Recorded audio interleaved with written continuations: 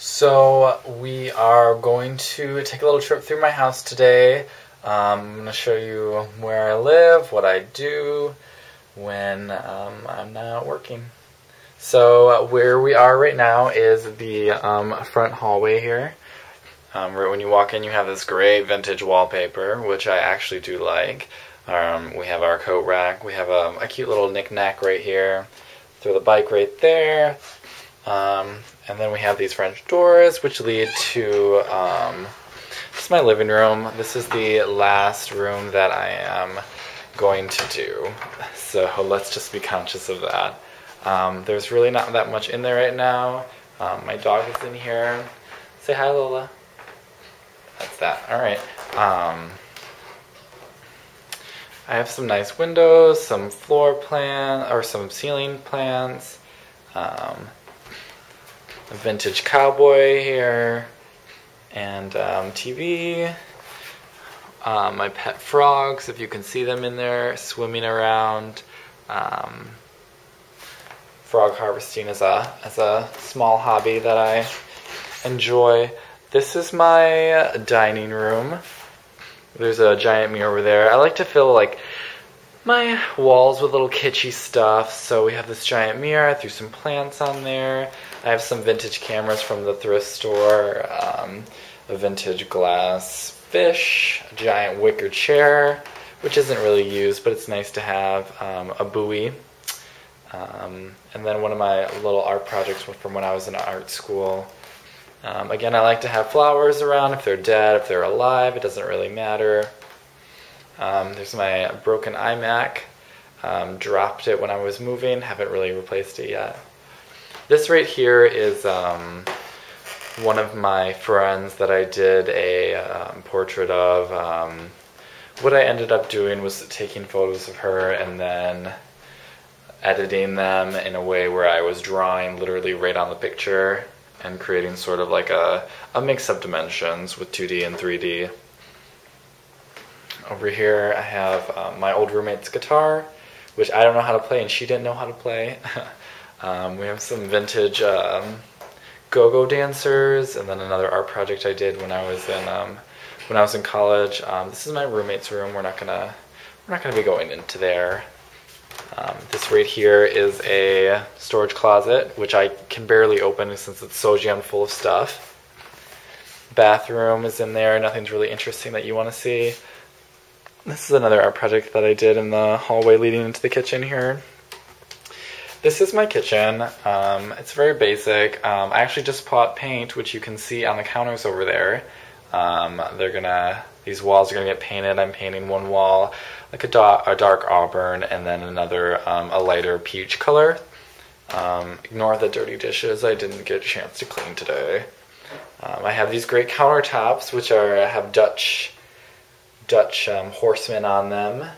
I have some plants here. I have my little breakfast nook, which I eat at daily, and there's me in the mirror.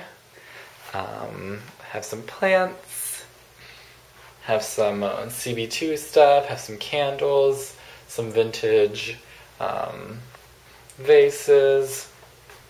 This is another project I did when I was in high school, actually. I created a bamboo frame and then did some dark room stuff. I auditioned it for Art Expedition, but didn't get in, so whatever. It happens, you know? This is on my way to the back porch. I'm not sure if you'll be able to see anything out here. It's a little bit dark, since I'm only able to do these at night after my day is over. I have a little table out here, some wicker chairs. It's kind of sweet. I have a backyard at some point, which you can't really see, which is too bad.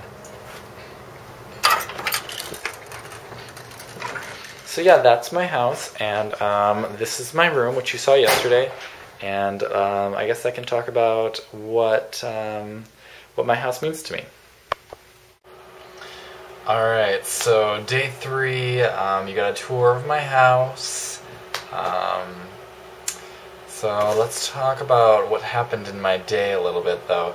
So it was another 7 a.m. day at Urban Outfitters. So I got up at 5, checked my email. Nothing was there at the time, and that's great. And then I ran off to work, and it was interesting because I walked in and the whole store is a chaos, and we are finally like getting things set up for merchandising, and that's actually one part of my retail job that I can enjoy and do enjoy, is being able to decide what things go where and having it look good. So I merchandise some new Z-Rex we got full of sweaters, put some socks on pegs, decided where some tables were going to go, how the shoes were going to be laid out. And I know it doesn't sound interesting, and I'm not really interested. I wouldn't be doing it if it wasn't a paycheck every 2 weeks. But it just makes things easier to bear when you're able to take your design points and apply them to, you know, an everyday work situation. So that was great, and I did that for a couple hours, and I went on my hour break, and I checked my email, and there in my email was this really awful email from one of my clients, and I had misspelled a word on an advertisement that went to print. And when those situations happen, you know, what can you do?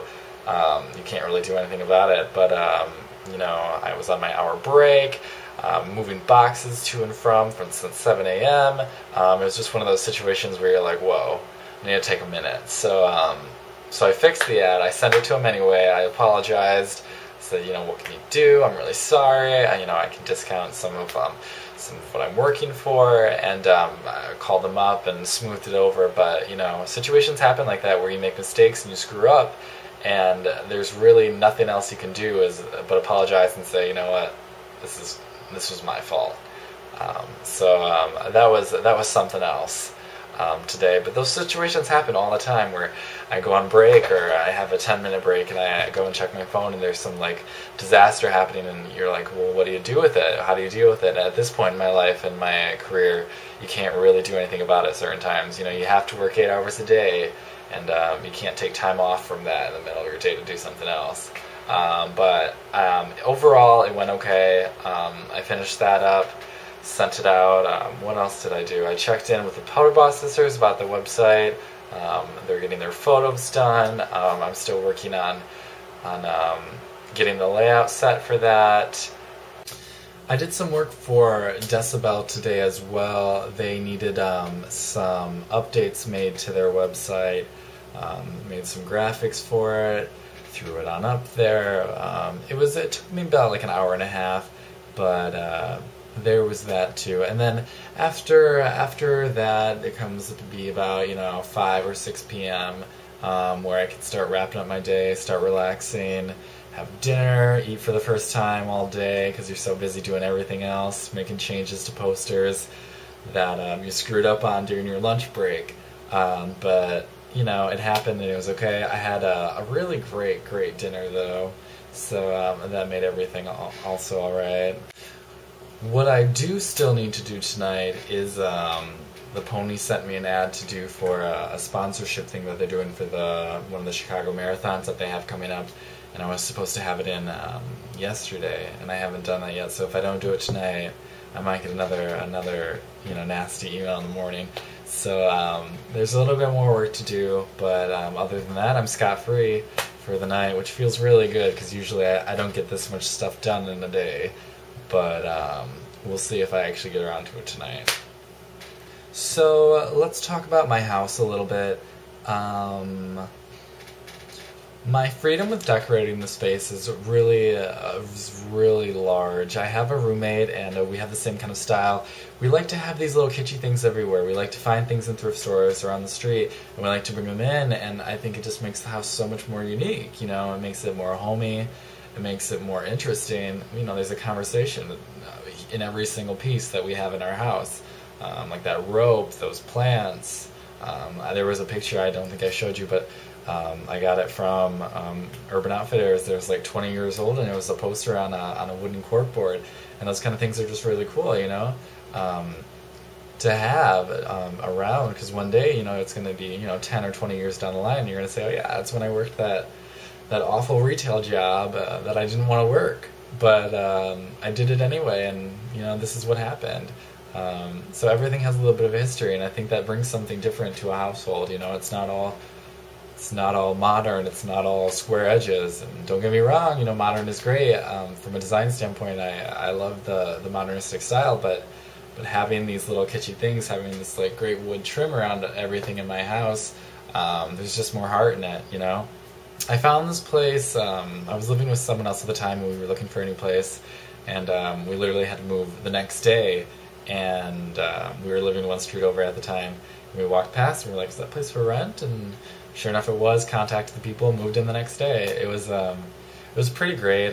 We didn't love it at first, but I kind of made it our own. We still have some painting to do this year, but it's a work in progress. And this is the first year I'm able to stay in an apartment because I want to, and make it my own without having to move and pick up everything and start over.